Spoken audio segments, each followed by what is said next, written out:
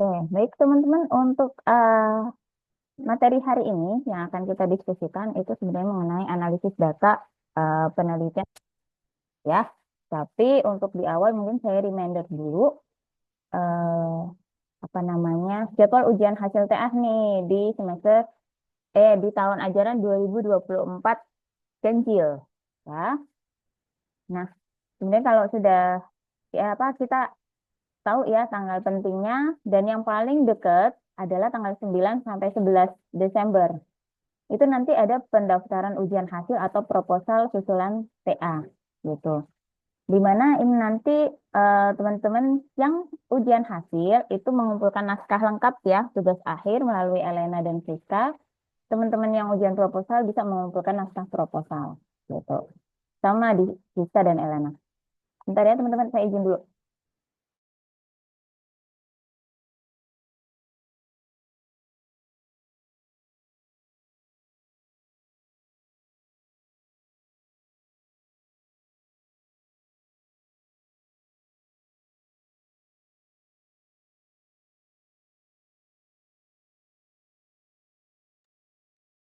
Oke.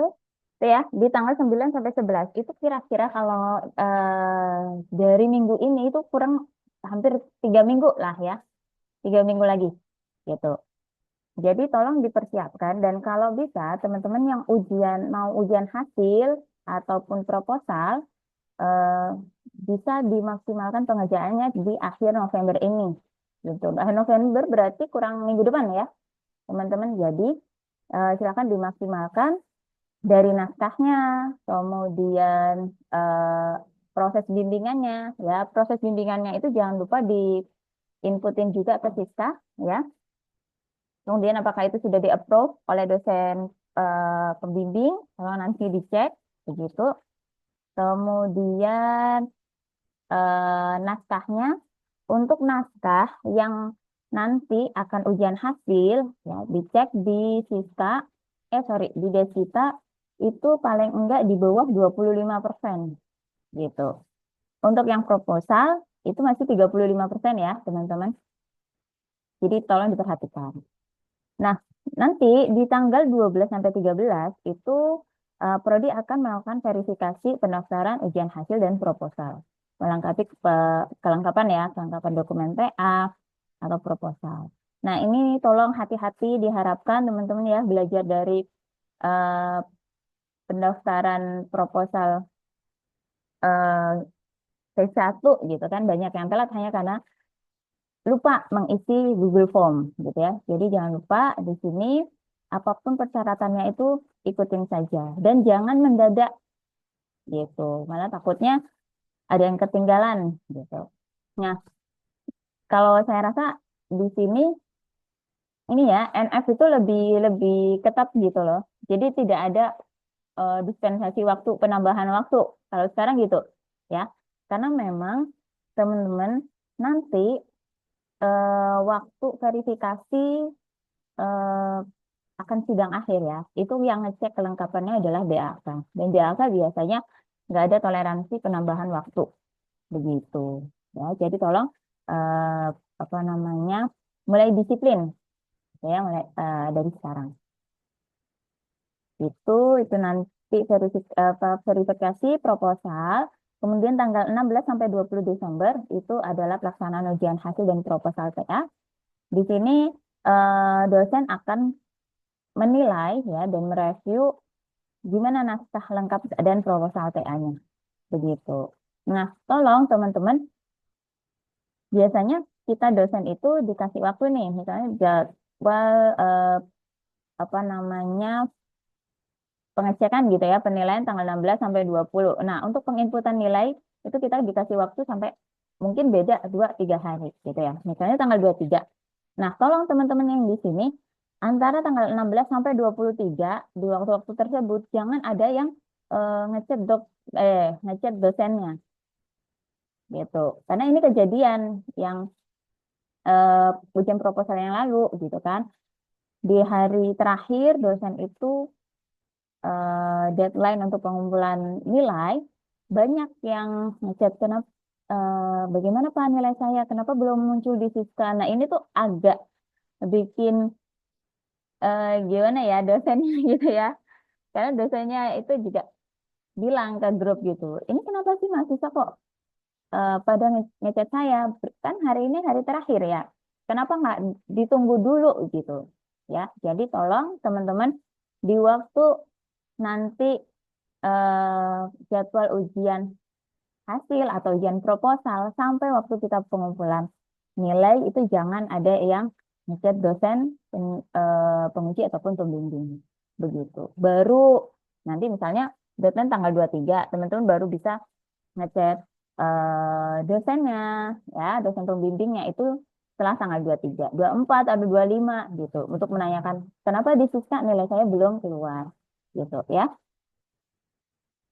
Oke, kemudian teman-teman nanti yang ujian proposal itu dapat rubrik penilaian. Dua-duanya di ujian hasil dan proposal itu dapat rubrik penilaian gitu. Dan diharapkan untuk yang ujian proposal susulan nih, kalau bisa nilainya jangan di bawah 70 ya, biar tidak ada revisi nilai gitu. Kan teman-teman anggapannya nih, kalian yang mau ujian proposal itu sudah dapat materi TA, kemudian melakukan bimbingan dengan dosen itu lebih mantep gitu ya. Jadi usahakan jangan ada nilai di bawah 70 gitu.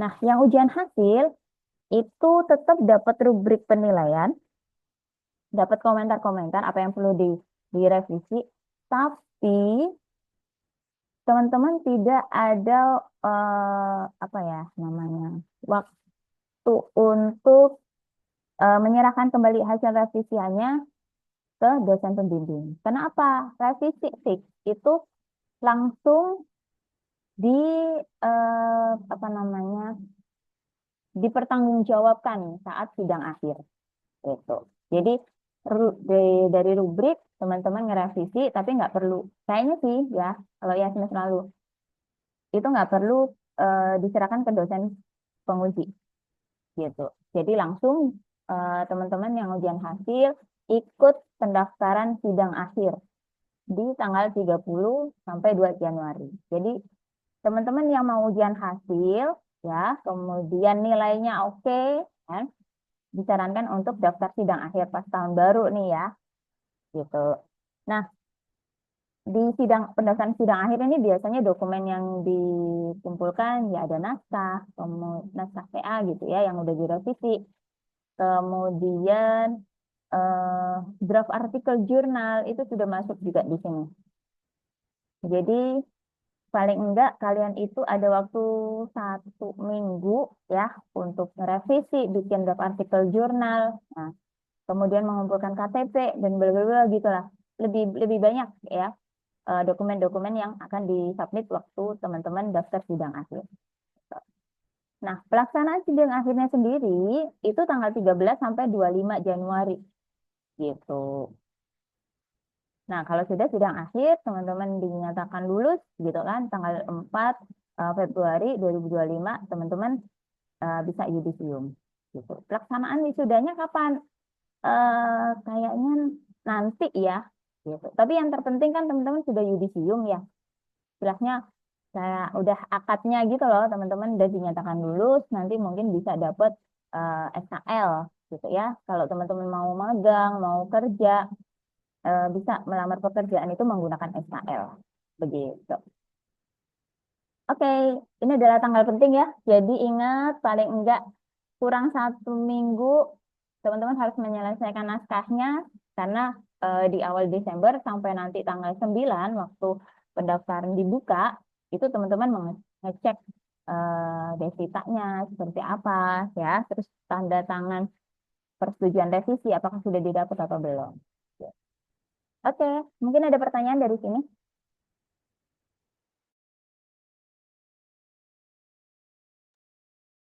Suara saya cukup aman ya, teman-teman.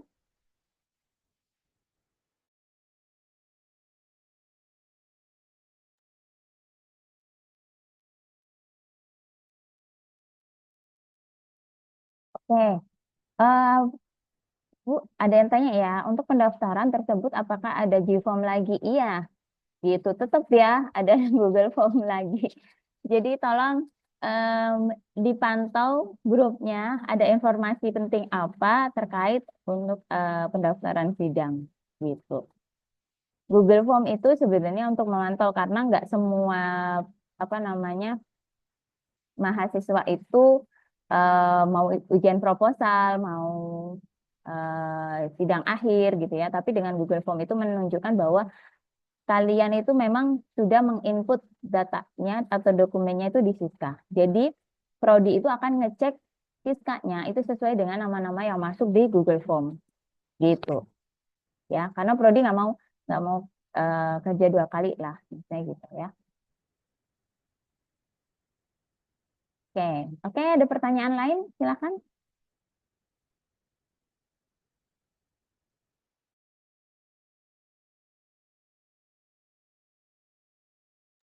Oke, di sini yang mungkin ada rencana untuk sidang hasil, ada berapa orang? Yang bisa raise hand?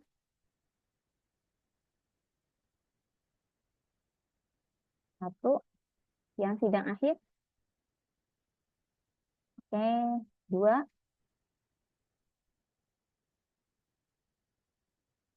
yang mau sidang akhir siapa? Oke,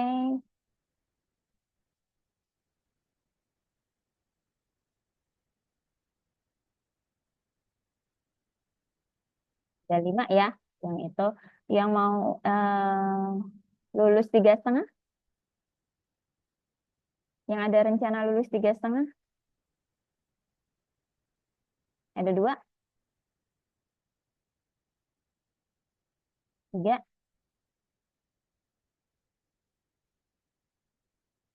Oke, ya. Jadi teman-teman yang mungkin kemarin belum sempat ikut proposal ya, ujian proposal sesi satu gitu kan. Terus besok naskahnya udah jadi nih, udah lengkap. Mau di apa namanya diikutkan ya jadwal ujian besok. Silahkan gitu. Nanti nilainya gimana? Mungkin dosen pembimbing akan nilainya itu jadi satu gitu. Jadi sekali jalan ya. Nanti baru nilainya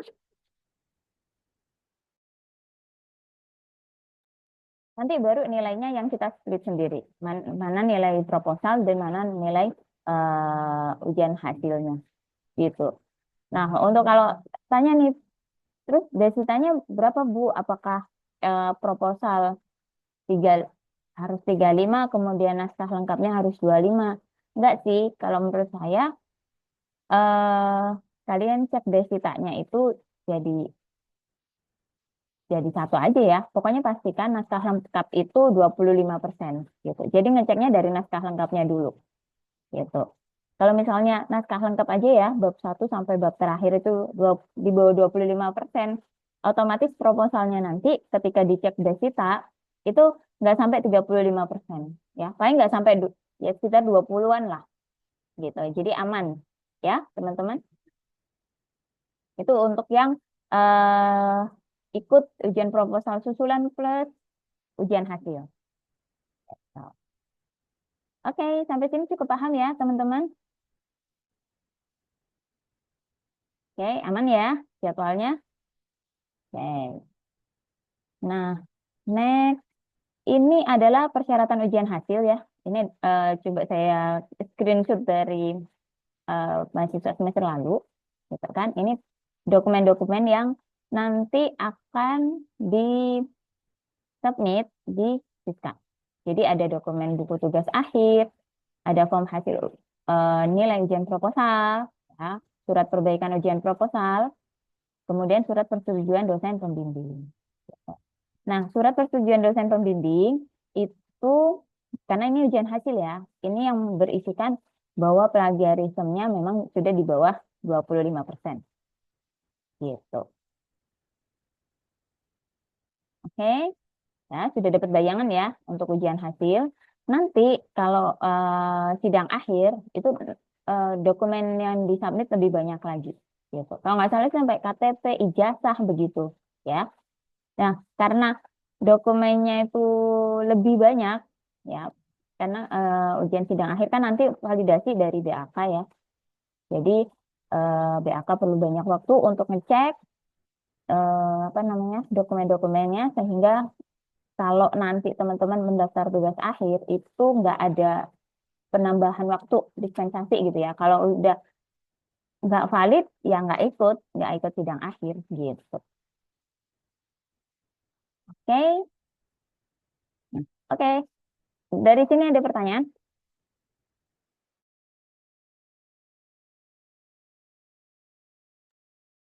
Cukup aman ya, teman-teman? Oke deh, kalau nggak ada pertanyaan, tolong itu ya di-prepare untuk teman-teman yang mau ujian hasil ataupun sidang proposal siswa. Nah, kita masuk ke materi hari ini ya, tentang analisis data. Jadi analisis data itu sebenarnya pembahasan di bab 4. Ya, materi ini sebenarnya sedikit-sedikit itu kita sudah bahas di pertemuan-pertemuan sebelumnya. Jadi ini hanya memaksimalkan, mengingatkan lagi bagaimana sih nanti teman-teman itu menyajikan bab 4. Kira-kira di sini ada yang dari semester 7 ya, sudah berprogres penyusunan bab 4? Mungkin bisa raise hand. Sudah yang semester 7 sudah ada progres penyusunan bab 4?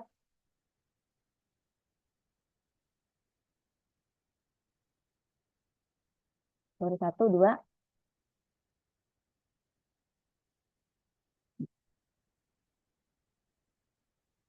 ya. Nah, ini juga kemarin dapat titipan dari Bu Tiffany gitu kan. Mbak tolong nanti dipandu ya isinya bab 4 itu apa aja gitu. Nanti kita langsung lihat ya di contoh PA yang sudah diberikan oleh Bu Tiffany buat teman-teman. Jadi nanti teman-teman yang mungkin belum berprogres untuk menyusun bab 4 bisa punya pandangan kira-kira nanti saya isi bab 4-nya itu apa aja gitu. Nah,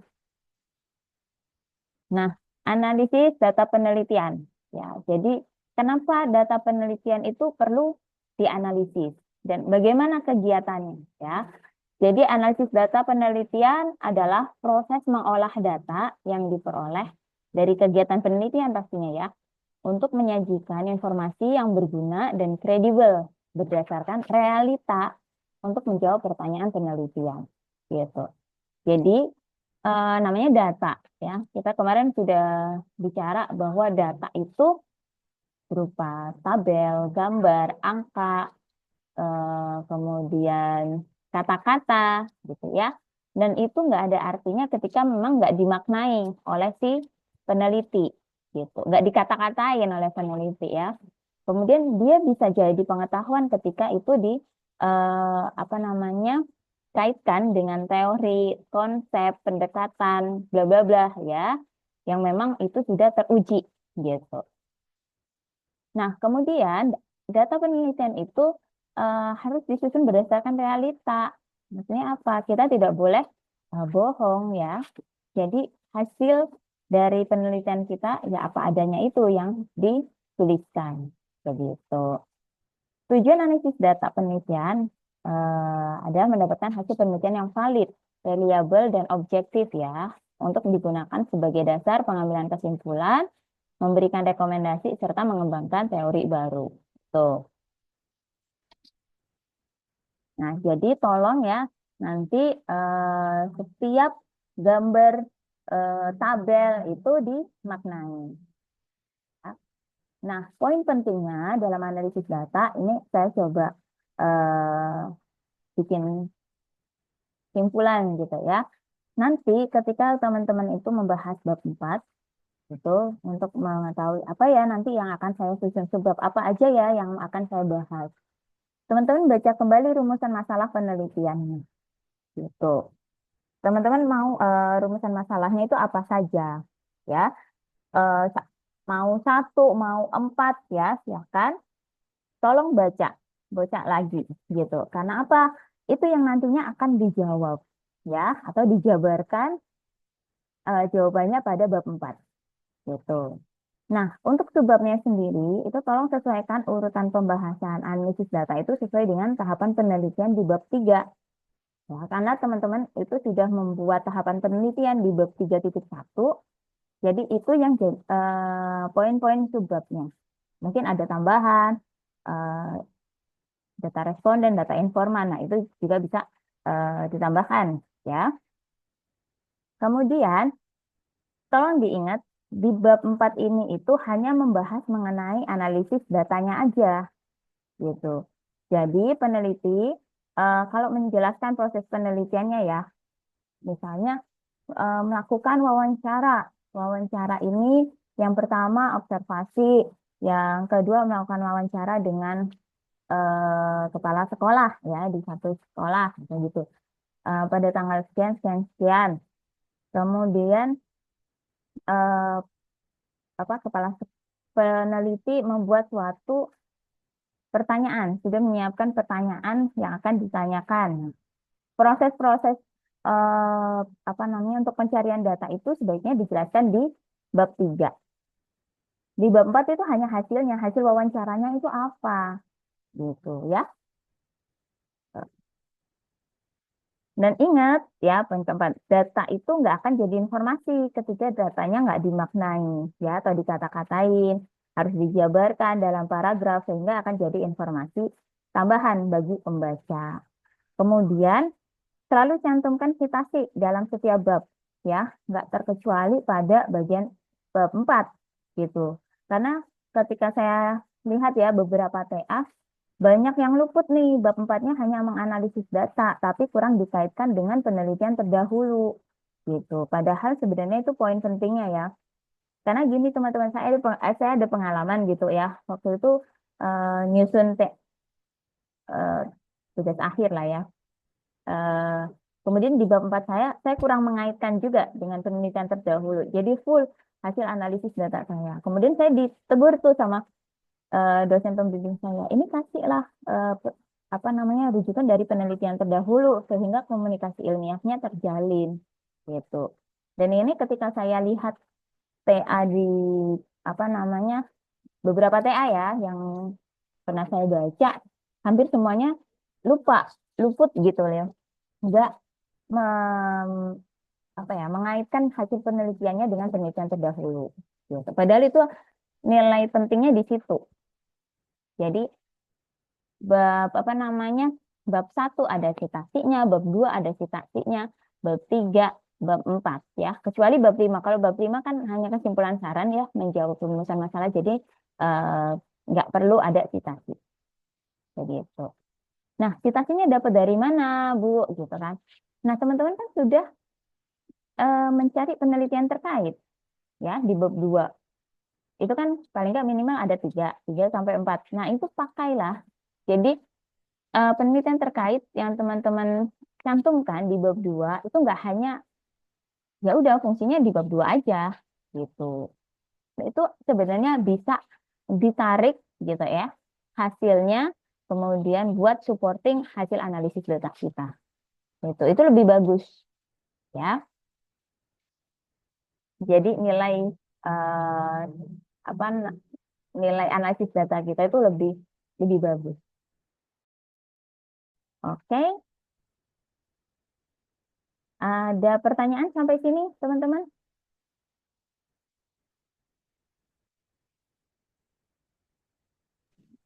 Assalamualaikum Bu. Iya, Waalaikumsalam. Untuk presensinya bagaimana Bu? Izin. Oh, presensinya nanti ya, jam berapa ya? Jam 10 ya. Oke, Baru. baik Bu. Terima kasih. Oke, ya, sebentar-sebentar. Saya harus skip dulu. Ini ada pertanyaan ya, tentang apa nih? Tanda tangan penguji untuk surat perbaikan ujian proposal. Masih bisa sih ya, Kayla, atau teman-teman yang belum dapet tanda tangan surat persetujuan revisi dari dosen penguji masih bisa ya masih bisa dikejar gitu sebelum kalian eh, menginput datanya itu di Siska ya di jadwal ujian hasil gitu.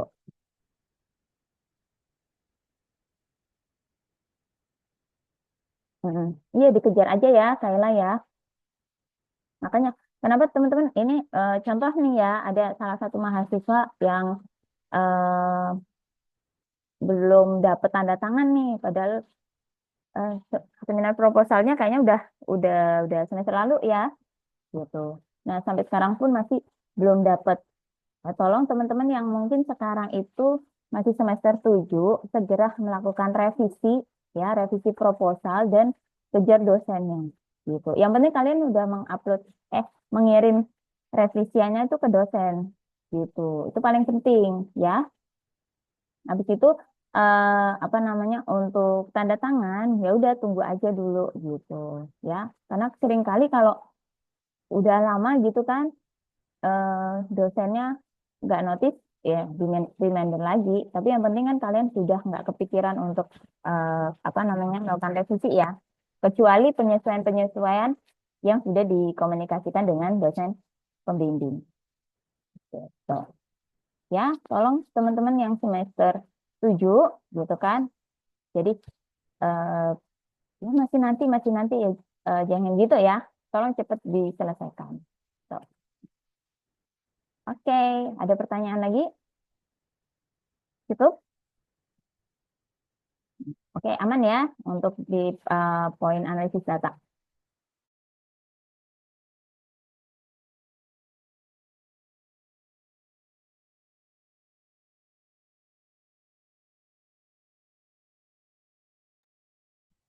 Oke, mungkin sekarang saya akan kasih eh, tahu ya beberapa contoh TA angkatan lalu, di mana nanti mungkin bisa jadi acuan teman-teman yang sekarang lagi progres untuk menyusun bab 4. Gitu.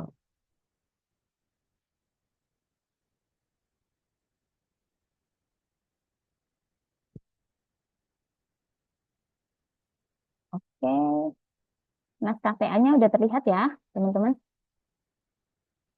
Nih, ini kemarin saya dapat titipan dari Bu Tiffany gitu kan. Mbak, tolong ini dijelaskan ke mahasiswa biar ada gambaran untuk penyusunan bab 4. Jadi utamanya teman-teman yang apa namanya, sudah selesai ujian proposal. Ya, karena gini, teman-teman, kalau kalian itu mau melanjutkan progres TA ke semester 8 gitu kan. Nah, materi-materi di awal semester, di minggu-minggu pertama itu pasti kita membahasnya tentang proposal bab 1, bab 2 gitu. Jadi bab 4-nya sudah nggak kebahas lagi, ya. Jadi tolong ini diperhatikan, nanti kalau paling nggak diingat gitu ya. Eh, Kemudian nanti bisa apa namanya, jadi panduan kalian ketika mengerjakan bab 4. Tuh. Ini salah satu contohnya, saya nggak bisa kasih filenya ya, tapi kalau misalnya kalian mau pinjam TA mahasiswanya, silahkan langsung ke perpus. Gitu. Ini kayaknya lulusan semester lalu deh, ya. Jadi dia itu melakukan penelitian tentang pengembangan aplikasi bridging BPJS dan remunerasi dokter pada rumah sakit XYZ pada apa menggunakan metode spiral. Tuh. Nah, di sini yang perlu kalian pahamin adalah bahwa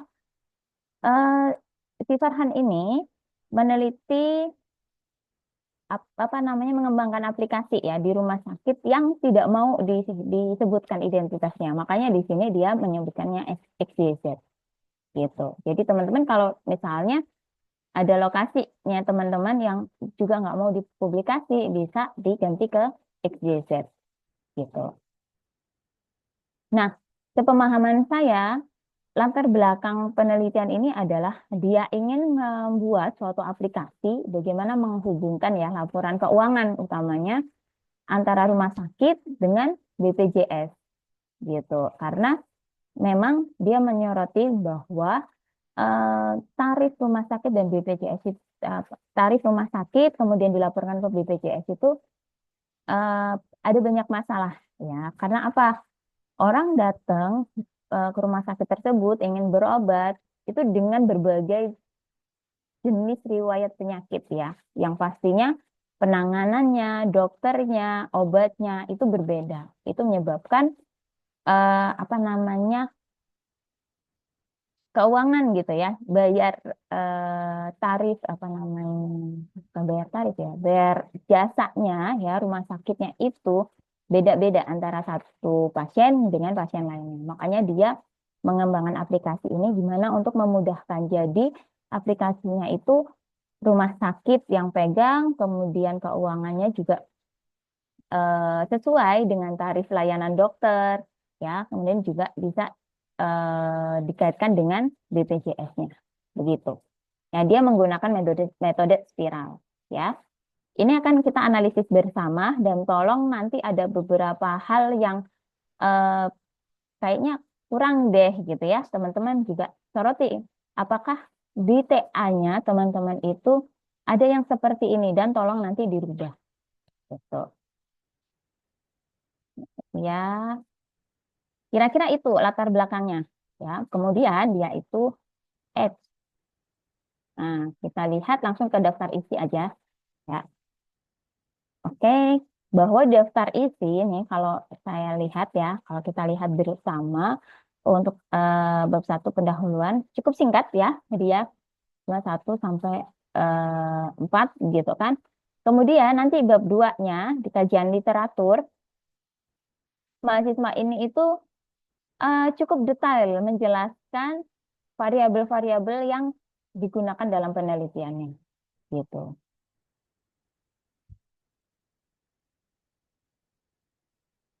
Jadi di bab 2 kajian literatur, meskipun dia judulnya adalah rancangan pengembangan aplikasi gitu ya, tapi di sini dia juga mendefinisikan definisi sistem tarif INA CBGIS itu apa, sejarahnya bagaimana, sistem codingnya bagaimana, karena pengembangan ya, jadi sebenarnya aplikasinya itu sudah ada, tinggal ditambahkan lagi gitu. Sistem codingnya itu seperti apa, kemudian remunerasi dokter dalam pembagian dana klaim BPJS Kesehatan itu bagaimana, metode konversi dan apa namanya hal-hal yang berkaitan itu dijelaskan detail banget oleh si mahasiswa ini, gitu. Sampai metode spiral dia jelaskan metode spiral itu seperti apa, framework yang dipakai ya, Laravel, JS, UI gitu. Nah, kalau saya bilang bab 2-nya aja sampai 30 gitu ya. Sampai halaman 30. Bab satunya dia sampai halaman 4. Paling sekitar dia membahas bab 2 itu sekitar 26 halaman gitu. Jadi sangat detail gitu. Dan ini bagus karena apa? Jadi segala variabel yang dipakai ya aktornya siapa, kemudian hal-hal yang berkaitan tarif dokter itu seperti apa, berapa banyak tarif yang bisa diklaim, bla bla bla itu semuanya dijelaskan sama eh, si peneliti ini. Gitu. Nah, tolong teman-teman yang misalnya proposalnya kemarin itu kajian literaturnya masih sedikit sekali gitu ya, bisa ditambahkan, bisa dilengkapin. Gitu. Ya, oke. Nah, kemudian bab 2, bab 3 di metodologi penelitian ini eh, sama ya kayak template umum gitu kan. Ya, tahapan penelitian, rancangan penelitian, jenis penelitiannya seperti apa, bla bla bla bla, gitu. Nah, bab 4-nya untuk implementasi dan evaluasi, teman-teman, dia kan menggunakan metode spiral nih ya. Dia itu bab 4-nya yang 4.1 dia melakukan identifikasi kebutuhan pengguna. Gitu. Jadi teman-teman nanti mau penelitian kuantitatif, kualitatif, misalnya bab 4-nya 4.1 bisa diberikan poin identifikasi kebutuhan pengguna atau hasil wawancara atau data responden gitu ya. Kalau kuantitatif, kalau kualitatif mungkin data informan gitu ya. Atau kalau identifikasi kebutuhan pengguna berarti hasil wawancara awal ya waktu observasi itu seperti apa gitu. Kemudian di rancangan penelitian dia jelaskan secara detail juga gimana cara kerjanya, arsitektur sistem, flowchart-nya, wireframe-nya, IRG gitu kan, flash diagram hasil implementasinya, menu aplikasinya seperti apa, kemudian setelah diimplementasikan diuji, dia pengujiannya pakai black box testing dan load testing gitu. Nah, setelah pengujian dia melakukan wawancara dengan pengguna, apakah memang uh, aplikasi ini itu cukup membantu eh, dalam kinerjanya mereka gitu ya. Ini kalau kita analisis dari apa namanya daftar isi ya. Nah, ini gambarnya dia cukup banyak juga karena flowchart setiap menunya ditampilkan dan waktu waktu di apa namanya bab 4 dijelaskan juga ya meskipun menggunakan satu sampai dua kalimat gitu. Oke, ini daftar tabelnya nggak terlalu banyak ya, kecuali daftar gambar, pendahuluan, rumusan masalah. Dia itu menggunakan satu ya rumusan masalahnya. Jadi bagaimana menggunakan metode pengembangan spiral untuk menciptakan aplikasi yang menjembatani BPJS dan sistem kompensasi dokter yang efisien, transparan, dan akuntabel. Nah, di sini perlu saya ingatkan teman-teman ketika membuat suatu rumusan masalah dan itu rumusan masalahnya hanya satu, jadi bisa langsung digabungkan dengan paragraf sebelumnya, dengan kalimat sebelumnya ya. Jadi nggak usah numbering gitu. Kecuali ada dua, tiga baru ada numbering ya. Oke, sampai sini bisa dipahami teman-teman? Aman Bisa, ya? Bu. Aman ya? Aman, Bu. Oke, khususnya untuk yang proposal nih, jangan karena target saya adalah kalian banyak belajar dari apa namanya diskusi kita, kemudian beberapa review-review gitu kan, paling enggak jangan sampai di bawah 70 lah. Gitu. Ya, tujuan manfaatnya dijelaskan detail juga manfaatnya, batasan masalah. Nah, ini tujuannya sebenarnya rata-rata ya, dosen itu kadang gini, tujuannya itu menyesuaikan dengan rumusan masalah. Itu ya, karena tujuannya satu, rumusan masalahnya satu. Ya, tapi kalau misalnya dia bisa menguraikan tujuan lebih dari satu, ya nggak masalah gitu, nggak ada masalah sih ya. Yang terpenting peneliti dengan dosen pembimbing itu sudah mensepakati, sudah mengetahui ya. Oke. Batasan masalah, kemudian sistematika penulisan ini ya khususnya yang belum melakukan ujian proposal. Jadi sistematika penulisan itu baiknya memang ditulis secara detail seperti ini ya. Bab satunya dia menuliskan tentang apa, latar belakang, rumusan masalah, yang dasar tantangan utama, nah gitu. Gambar bab 2 kajian literatur tentang apa teori dan konsep yang relevan dengan pengembangan aplikasi Jijing BPJS. Nah, itu lebih bagus ketika teman-teman itu uraikan secara spesifik begitu. Bab 3 ya, dia menjelaskan langkah-langkah penelitian yang diambil dengan menekankan pada pengembangan spiral. Gitu. Atau kalau misalnya melakukan menggunakan pendekatan frame waterfall dengan menggunakan framework Laravel atau apa gitu ya. Itu jelaskan aja di bab 3 begitu. Ya, biar poin di rubriknya itu lebih lebih bagus gitu. Nah, oke, aman ya bab 1, bab 2 gitu kan. Dia jelaskan tadi definisi sistem tarif inai CBGS itu apa. Gitu ya, dijelaskan di sini. Nah, gitu. Nah, kemudian dia itu eh, si, si peneliti ini ya, kalau saya bilang adalah kaya akan reference. Jadi di setiap subtopiknya dia tuh coba untuk menjabarkan secara detail begitu. Nggak hanya satu dua kalimat ya. Tuh sejarahnya. Peneliti ini nggak memberikan profil rumah sakit ya, nggak mencantumkan itu karena memang rumah sakitnya menolak untuk dipublikasi. Tapi kalau misalnya teman-teman mau apa namanya publikasi gimana atau mencantumkan ya profil rumah sakitnya, ya udah sebut saja rumah sakit XYZ, salah satu rumah sakit swasta, bla bla bla dengan visi misi apa misalnya gitu. Dan itu harus dikomunikasikan dengan pihak rumah sakit. Gitu. Apakah berkeberatan ketika profilnya ya nggak usah secara detail, paling nggak ada gitu aja eh, apa namanya data itu dituliskan pada TA-nya. Tapi sekali lagi teman-teman harus menjaga itu ya apa istilahnya identitasnya mereka. Gitu. Kalau si peneliti ini nggak menyebutkan profilnya. Codingnya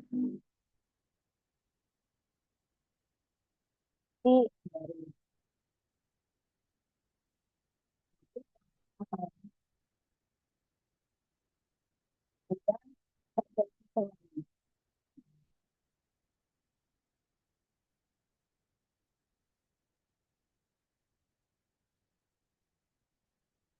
konsepsi ya. Tapi dia itu menyebutkan contoh perhitungan konversi rawat jalan seperti apa pemeriksaan dokter ya. Kan beda-beda nih. Ada pemeriksaan dokter, darah rutin, rongsen itu kan beda-beda ya. Jadi tarif untuk klaim BPJS-nya pasti yang berbeda gitu. Nanti ada sama gitu. Jadi kadang kalau di TA ini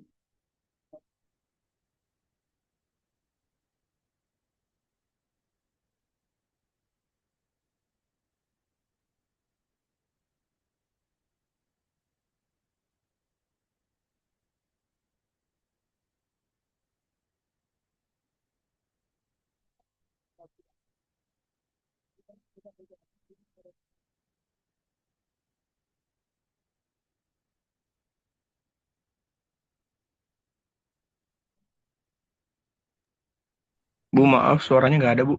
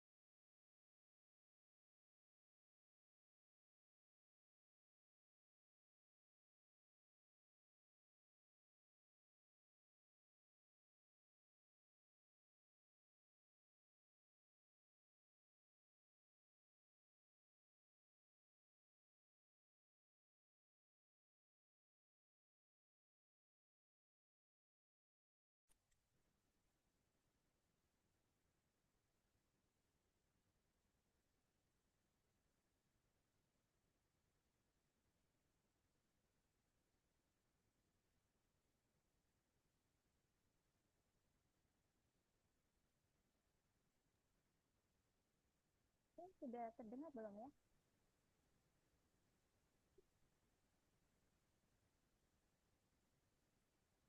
Sudah terdengar kan? Belum ya?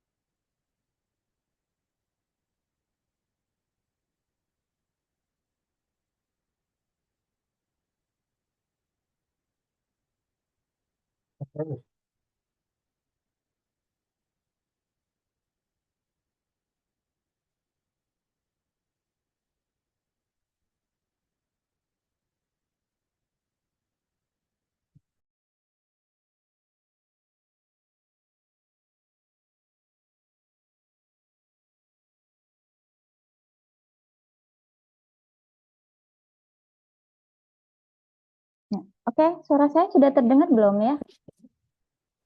Udah, Bu. Udah Bu. aman ya?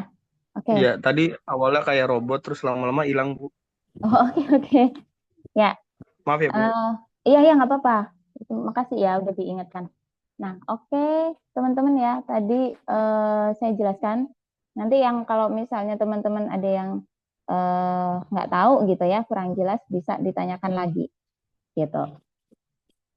Nah, oke, ini adalah bab 2-nya dia ya, si peneliti gitu kan, dia menjelaskan tentang eh, cukup detail ya tadi ya, bagaimana tarif dokter, cek pemeriksaan darah, misalnya ronsen, itu kan ada tarif yang berbeda-beda gitu. Dia jelaskan sangat detail sekali, kemudian metode spiral juga dia jelaskan.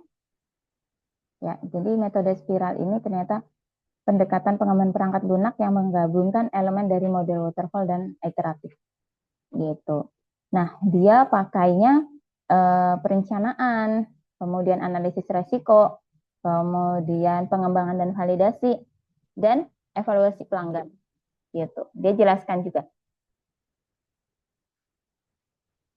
Nah, dia cantumkan juga kenapa metode spiral ini sangat cocok gitu kan, karena mungkin pengembangan bertahap. Nah, ini adalah apa ya, buat buat alasan ya kenapa dia menggunakan ini. Dan ini bisa dituliskan di naskah.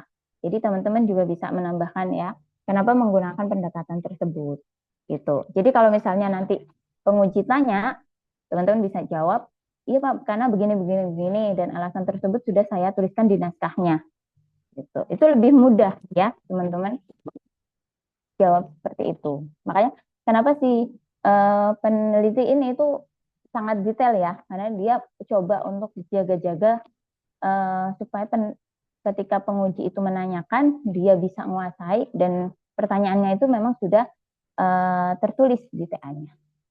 Gitu.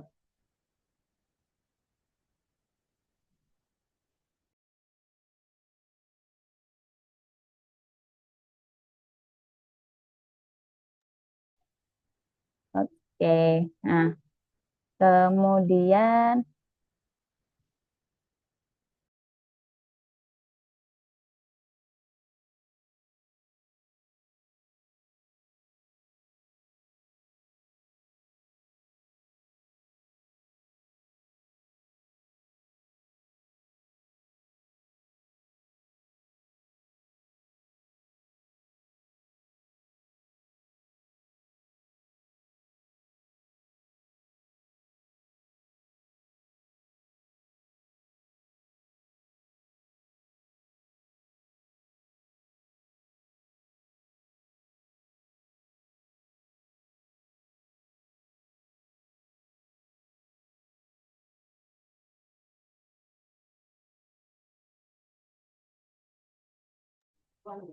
nah, metode pengujiannya juga ya dia jelaskan di sini teman-teman. Jadi untuk yang mau khususnya yang proposal mau melengkapi itu sangat dibolehkan ya.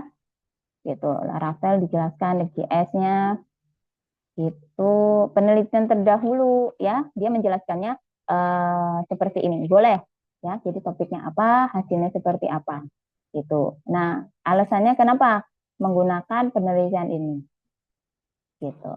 Nah, kan saya bilang ya, di bab 4 paling nggak ada citasinya. Nah, di sini peneliti itu mencantumkan 4 penelitian terdahulu, gitu.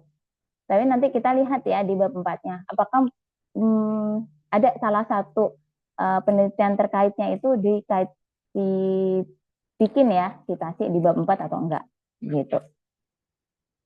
Ya, kemudian bab 3, oke, bab 3 ini dia menuliskan tahapan penelitian. Tahapan penelitiannya dia langsung menyebutkan metode spiral itu seperti apa. Ya, jadi bukan yang pernah saya jelaskan. Misalnya ada inputnya, prosesnya, dan outputnya seperti apa, gitu. Jadi tahapan penelitian ini terserah, ya, kan banyak modelnya. Gitu. Kalau mau dibuat seperti ini, silahkan. Yang terpenting adalah sudah disesuaikan dengan hasil diskusi dengan dosen pembimbingnya, begitu. Ya, meskipun begitu, di penelitian ini si peneliti menjelaskan dengan sangat detail juga. Jadi, misalnya tahapan pertama itu determine objective, gitu kan? Dia menjelaskan fase ini tuh seperti apa, ya? Oh, cari teori tentang apa. Nah, dia jelaskan juga pada tahap ini bla bla bla bla bla bla. Gitu. Jadi tolong teman-teman yang proposal nih silakan bisa di itu ya, dilengkapin lagi. Jadi untuk tahapan penelitian lebih bagus adalah kalian mendetailkan setiap tahapannya itu yang mau diterapkan di penelitian itu seperti apa, gitu. Ya, rancangan penelitian, kemudian jenis penelitiannya dia pakai metode R&D, gitu kan. Dia juga sudah menyertakan menurut pakar ya, R&D itu apa. Itu. Dan tolong hati-hati di sini bahwa kalau misalnya ini kan, kalau saya lihat ya, referensi yang dipakai itu 2003. Padahal sebenarnya kita penggunaan referensi minimal 5 tahun ke belakang, gitu. Nah, ini adalah dugaan saya bahwa dia itu menuliskan referensinya itu dalam, ya. Jadi dia itu ngambil penelitian yang pakai referensi ini. Sebenarnya penulisannya teman-teman nanti ya bisa tulis menurut Gal and Bob dalam, gitu, baru citasi terbarunya, ya. Jadi tahun 2003-nya itu nggak sampai ke tulis begitu, ya. Ini karena kalau saya lihat kok penulisan citasinya seperti ini ya, apalagi udah tahun lama, gitu. Ini kan udah kayaknya dia pakainya API style deh, gitu. Meskipun sebenarnya mungkin dia menggunakan IEEE. Oh, tapi nggak ada sih IEEE-nya. Nah, ini ya. Jadi ini nggak kedetek di revisi. Gitu. Ya, jadi teman-teman tolong diperhatikan untuk pencitasian. Kemudian metode analisis datanya, dia ini menggunakan kualitatif, ya. Dia menggunakan pendekatan kualitatif, ya, seperti yang kita jelaskan, udah kita diskusikan sesi yang lalu. Kualitatif itu nanti tentukan ya teknik pengambilan sampelnya, ya, kalian mau menggunakan apa, begitu. Mau yang probability sampling, non probability sampling, itu terserah kebutuhan dari peneliti. Saya, Bu, saya tuh probability sampling, tapi saya tahu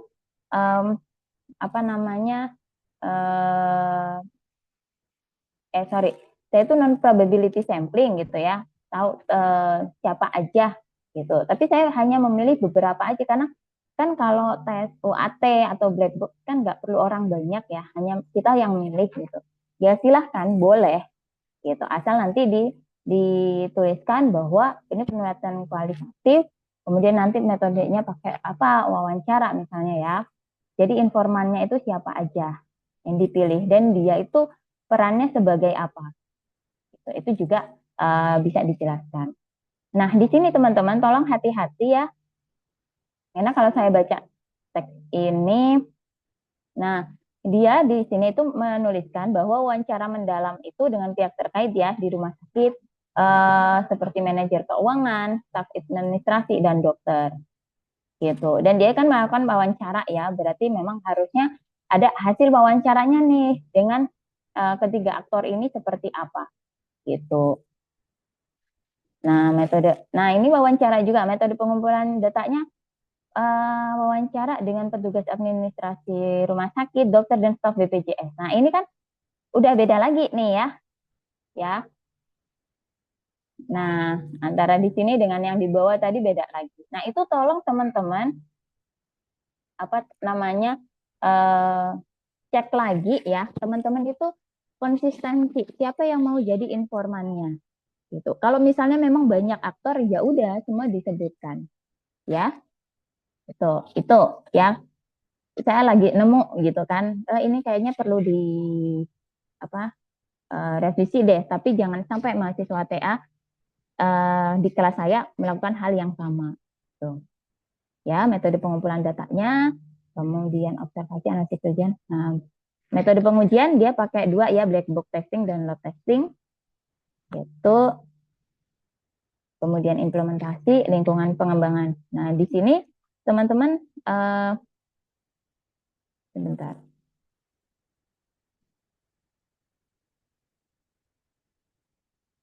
Nah, lingkungan pengembangan di sini ada lokasi penelitian ya. Di sini ini lokasi penelitian itu sebenarnya bukan rumah sakitnya, teman-teman.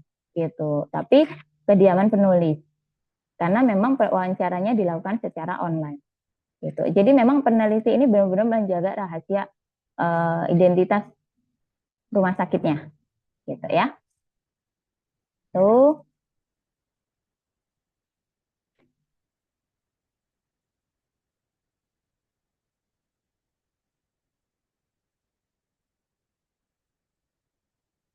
Nah, kemudian ya, tadi kan kalau saya analisis ini ada melakukan wawancara ya dengan aktor yang beda ya, antara yang tadi di atas apa metode studi kasus dengan yang di pengumpulan data melalui wawancara.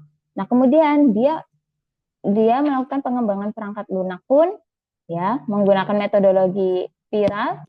Pengidentifikasian itu dia menjalin lagi nih komunikasi antara penulis dengan CEO perusahaan gitu ya. Maksudnya CEO perusahaan ini apa namanya, dia ngapain gitu. Nah, kok tiba-tiba ada CEO perusahaannya ya. Jadi ini tolong dibuat teman-teman yang akan menulis nanti konsistensi siapa aja aktornya ya. Tadi cukup banyak gitu kan. Nah, kemudian sudah. Nah, oke. Itu ya bab 3. Jadi ada beberapa catatan yang mungkin saya nemu gitu. Jadi istilahnya saya sebagai orang awam yang baca, loh ini kenapa ya kok ada ini? Kok ini ada ini gitu kan? Nah, ditakutkan adalah ketika teman-teman nanti menyusun naskah dan penguji itu tiba-tiba dapat pertanyaan-pertanyaan yang ajaib gitu ya. Jadi teman-teman harus memahami nih naskah TA-nya apa yang ditulis. Nah, seperti itu tadi kan juga ya. Kenapa kok ini aktornya berbeda-beda? Kenapa apa ada alasannya gitu? Mungkin itu juga ditanyakan waktu sidang apa ya sidang akhir ya. Tapi di sini tolong teman-teman juga konsistensi penulisan siapa informan atau respondennya ya. Tolong dihati-hati gitu. Kemudian di sini kalau saya lihat ya, kita masuk di bab 4 implementasi dan evaluasi. Ini ada identifikasi kebutuhan pengguna. Begitu. Nah, di sini disebutkan ya, dituliskan bahwa melakukan wawancara dengan stakeholder utama di rumah sakit XYZ gitu. Nah, menurut saya baiknya adalah stakeholder utama itu siapa saja disebutkan. Karena kan di awal di bab 3 tadi disebutkan ya, mungkin ada dokter, petugas administrasi rumah sakit, staf BPJS, atau malah CEO-nya atau siapa gitu. Itu lebih detail, lebih bagus ya. Kemudian hasil apa namanya kebutuhan fitur tambahannya seperti apa gitu. Itu bisa ditampilkan dalam bentuk tabel. Kalau dia ini menyebutkannya dalam bentuk ini ya, poin-poin gitu kan. Nah, ini sebenarnya lebih bagus lagi kalau nanti teman-teman melakukan kualitatif itu ada hasil percakapannya ya. Jadi memang itu membuktikan bahwa memang dia melakukan observasi dan wawancara hasilnya seperti ini dan dia sampai membuat aplikasi atau fitur ya, fitur-fitur yang sesuai dengan hasil wawancara atau kebutuhan penggunanya seperti apa gitu. Nanti teman-teman bisa buat tabel gitu ya. Di tabel kemudian buat use case-nya ya. Nah, di sini nggak ada use case-nya gitu. Ya, langsung ke rancangan penelitian. Nah, kemudian arsitektur sistem. Nah, flowchart-nya ya, flowchart-nya itu cukup detail juga dia bikin flowchart, wireframe gitu kan. Nah, di mana teman-teman nanti ketika membuat flowchart ini ya penulisannya ya khususnya kalian bisa tulis login gitu. Tulis aja pada gambar berapa nih? 4.1 ya. Login pada gambar 4.1 adalah misalnya menu login di mana pengguna itu harus memasukkan email dan password bla bla bla bla bla bla bla bla. Begitu. Jadi semua tabel, semua gambar ketika diuraikan menjadi paragraf, itu di calling lagi, dipanggil lagi ya, dimasukkan ke dalam paragrafnya. Itu ada nilainya loh ya. Jadi tolong hati-hati. Oke. Cukup paham ya teman-teman ya. Beberapa poin yang perlu teman-teman lakukan gitu. Nah, dashboardnya.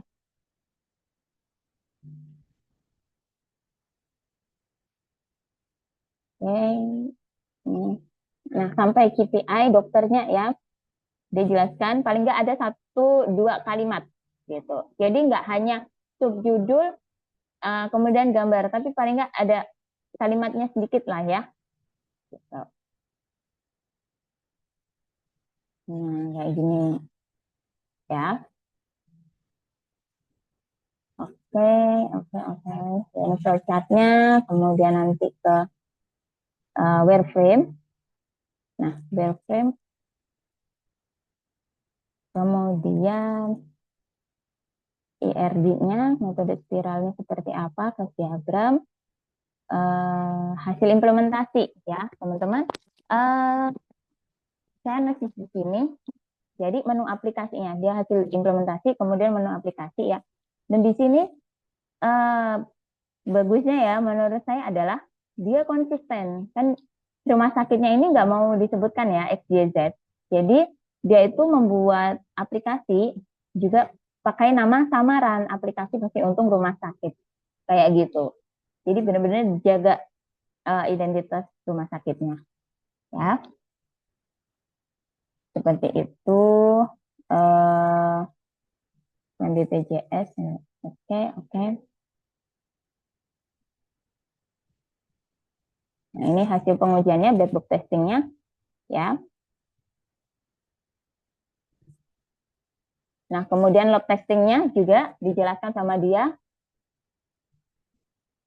Nah, begini pengujiannya, endpoint, bla. Nah,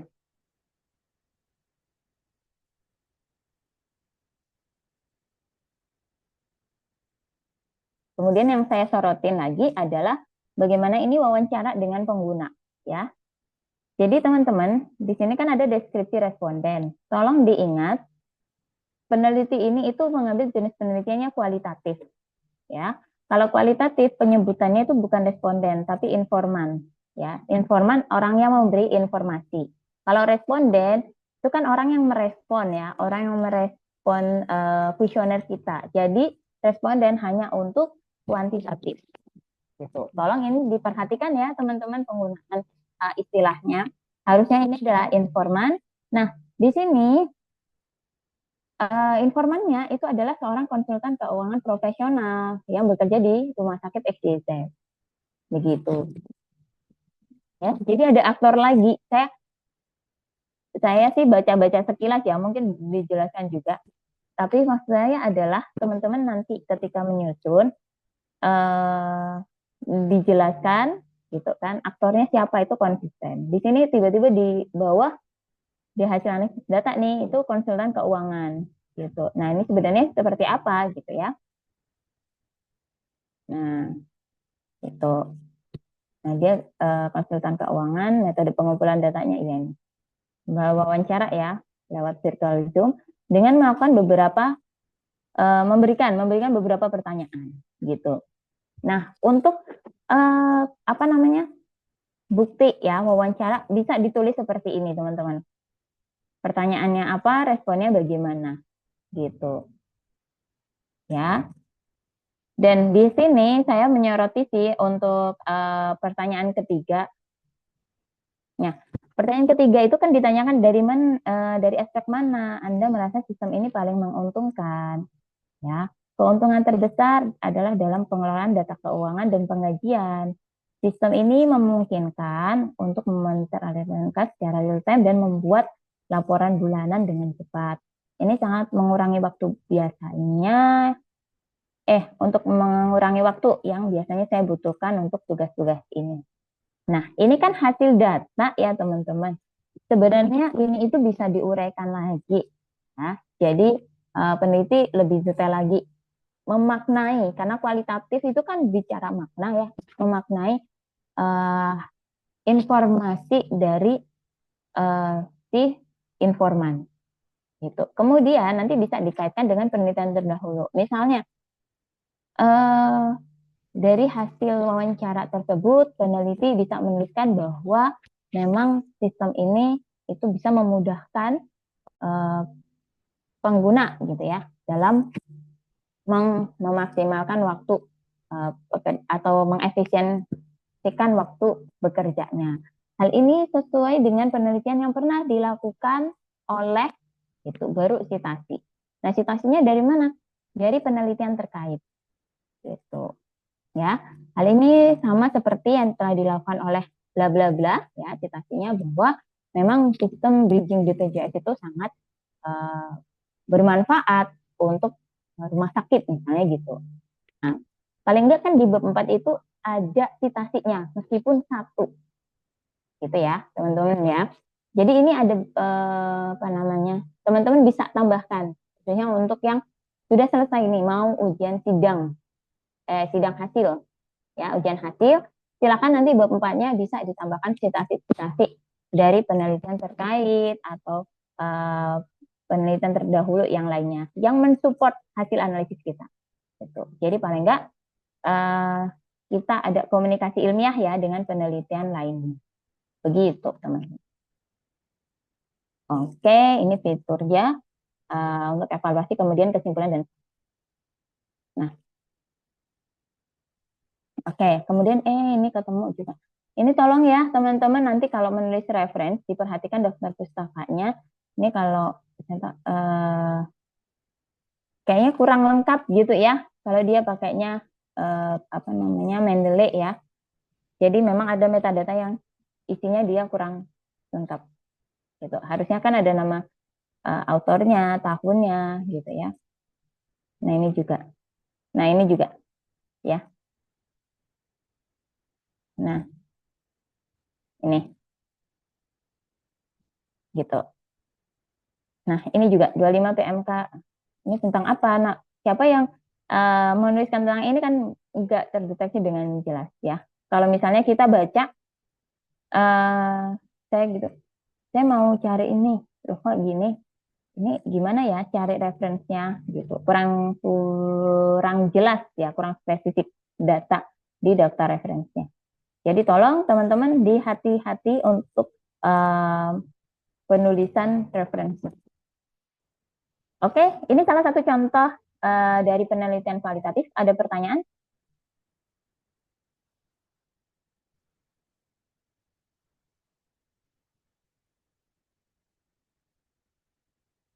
Oke, kalau nggak ada masih aman gitu ya. Teman-teman di alur penelitian ini ada salah satu TA juga. Nah, ya. Isinya di daftar di bab 4 gimana gitu kan. Nah, kita lihat alur penelitiannya, kemudian saya menyoroti development stage-nya gitu kan. Di sini dia membuat desain sistem. Desain sistemnya pun dibahas dari use case, activity diagram, sequence, entity relationship diagram. Nah, kemudian product backlog-nya, sprint planning. Nah, ini semuanya dibahas di bab 4 gitu. Ini menurut saya sih bagus ya. Jadi dia itu menjelaskan secara detail di tahapan penelitian. Gitu. Ya. Kalau di bab 4-nya langsung kan bilang ya, bab 4 itu adalah analisis hasil di setiap tahapannya. Begitu. Ya. Ini juga teman-teman nanti bab 4-nya bisa sesuai dengan tahapan penelitian. Gitu. Nah, oke ya. Ini contoh lagi. Oke. Ini ada UI UX ya. Nah, tahapan pengembangannya karena dia menggunakan metode design thinking ada empathize, define, adapt, prototype dan test. Jadi bab 4-nya dia juga langsung 4.1 empathize apa, 4.2 tentang define isinya seperti apa gitu. Nah, coba saya cek. Nah, kalau si Desi ini ya, 4.1 tahapan empathize. Jadi dia langsung menggunakan apa namanya design thinking untuk menentukan subtopik di bab 4 gitu. Jadi tahapan empathize dia melakukan proses wawancara ya. Nah, dia jelaskan di sini. Ya, wawancara langsungnya kepada staf administrasi dan guru tidak tetap. Di tempatnya mana, hari apa, tanggal berapa, gitu. Ditulis sama dia. Nah, hasil wawancaranya seperti apa? Dia jelaskan. Ya, misalnya, Bu Marulina terkait ini. Gitu. Nah, ini saya nggak tahu. Kayaknya di sini nama samaran ya. Gitu. Contoh percakapannya ada, karena unit kita tidak memiliki database sendiri, jadi untuk rekapitulasi harus nunggu dari kantor pusat, dan itu kurang efektif. Nah ini, kalau empathize kan berarti tahap wawancara ya, untuk kebutuhan sistem. Tuh, jadi dia mencantumkan ini. Nah, ini juga, saya seorang guru GTT, nggak merasakan proses presensi dengan fingerprint. Gitu. Proses presensi dengan fingerprint hanya untuk guru sertifikasi atau PNS. Nah, gini ya cara penulisannya gitu. Atau teman-teman bisa buat dalam bentuk tabel seperti ini.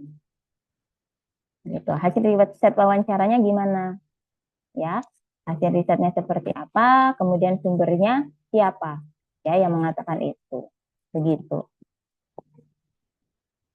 Nah, itu bisa ya. Jadi apapun itu teman-teman bisa apa namanya sajikan. Yang terpenting adalah jelas yaitu ini karena Desi ini dia juga mencantumkan ya lampiran bagaimana jawaban-jawaban dari hasil wawancaranya gitu.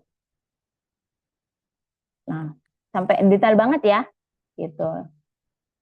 Karena memang kualitatif apa namanya lebih baiknya adalah sangat detail mulai dari awal sampai akhir gitu kan, dia ngomongnya apa dengan mimi bicaranya seperti apa gitu. Nah ini, nah dari hasil jawaban-jawaban ini karena kan terlalu banyak, jadi saya sarankan mahasiswa ini untuk taruh di lampiran aja hasil wawancaranya. Jadi yang di bab 4 itu hanya jawaban-jawaban kunci yang akan dia analisis gitu.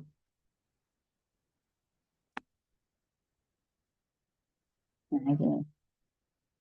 Terus di lampiran ini, ini lampiran ini juga ya ada surat permohonan penelitian gitu. Kebetulan ini anak-anak bimbingan saya ya semester lalu. Jadi memang saya bilang kasih surat permohonan penelitiannya, SK penelitiannya dari itu ya untuk meyakinkan bahwa emang kamu melakukan penelitian ini gitu.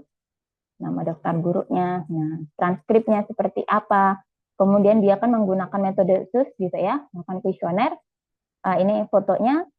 Nah, kuesionernya dia juga lampirkan gitu. Dan apa namanya pengalaman dia ya? Ini berapa sih referensinya? Tuh, referensinya sampai 55 ya. Ini apa namanya salah satu mahasiswa yang memang effortnya ini banget, yaitu kuat banget gitu ya. Jadi ketika ditanya penguji apa-apa gitu, alhamdulillahnya dia bisa jawab gitu. Karena memang dia menyusun sendiri kan ya, melakukan wawancara sendiri, kemudian hasil olahan analisis datanya cukup bagus begitu. Nah, saya harapkan nanti teman-teman di sini bisa ya bisa menggunakan beberapa TA ini jadi acuan teman-teman ketika nanti menyusun TA-nya. Begitu. Ada waktu ya 1 minggu lah, 1 minggu untuk teman-teman fokus ke TA demi lulus tahun ini untuk yang semester 9. Gitu. Ya, itu beberapa TA angkatan atas, ada yang anaknya Bu Tiffany, ada anaknya Pak Lukman juga, ada anak saya gitu kan. Itu teman-teman nanti bisa coba cari ya naskahnya, TA-nya itu di perpustakaan. Saya nggak berani men-share apa namanya naskah ini karena saya belum izin juga gitu kan. Jadi teman-teman bisa lah pinjam versi cetaknya di perpustakaan. Oke? Oke? Mungkin ada pertanyaan dari penjelasan saya?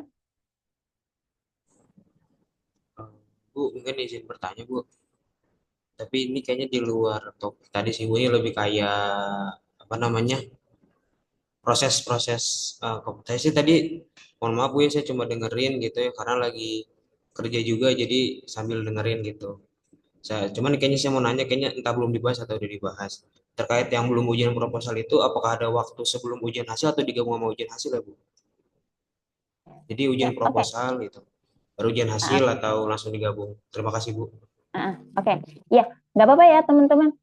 Insya Allah nanti record Zoom-nya itu saya bagikan gitu kan. Jadi teman-teman paling enggak tahu ya ini. Paling kalian kalau ngebahas ini Bu Enji menjelasin apa ya, ngapain ya gitu kan. Saya ya itu balik lagi ya ke kalian gitu. Silakan nanti kalau misalnya butuh informasinya bisa dengerin recordnya. Kalau misalnya teman-teman butuh TA-nya, sudah saya rekomendasikan ya tadi beberapa TA yang bisa kalian jadikan acuan untuk penulisan. Begitu. Nah, terkait Bu saya belum proposal gitu kan, tapi saya sudah menyelesaikan semuanya nih naskahnya. Gimana? Berarti kamu Farid itu bisa ikut yang sesi besok tanggal 9 sampai 11 ya. 9 sampai 11 Desember itu akan dibuka pendaftaran ujian hasil dan proposal gitu. Syukur-syukur kalau kamu sudah selesai semuanya. Bu, itu yang dikumpulkan proposal sendiri atau apa namanya back lengkapnya sendiri. Nah, itu nanti kita tunggu kebijakan dari prodi gitu ya. Kalau misalnya prodi bilang yang belum proposal silakan upload di menu proposal. Yang belum seminar hasil, ujian hasil, upload di seminar ujian hasil. Ya udah upload aja, kan tinggal upload gitu. Ya, jadi tunggu aja informasi dari prodi gimana. Baik, terima kasih baik, Bu. Oke. Ya, ada pertanyaan lagi, teman-teman?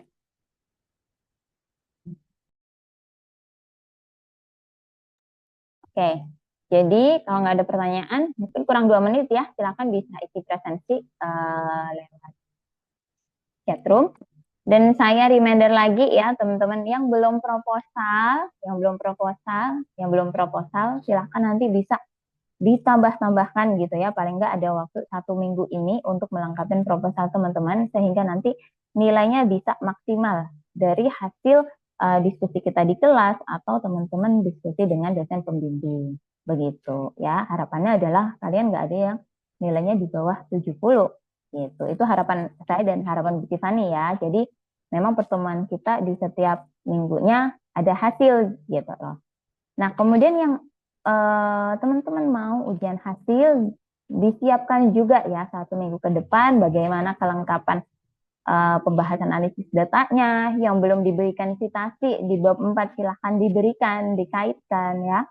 Kemudian yang belum lengkap dilengkapin lagi kalau misalnya ada insight-insight baru, oh iya saya belum ini ya, oh iya sih sebetulnya saya masih salah, oh iya sih istilah saya masih belum konsisten. Nah, itu bisa diperbaiki lagi gitu untuk memaksimalkan kesiapan kalian ketika sidang akhir gitu.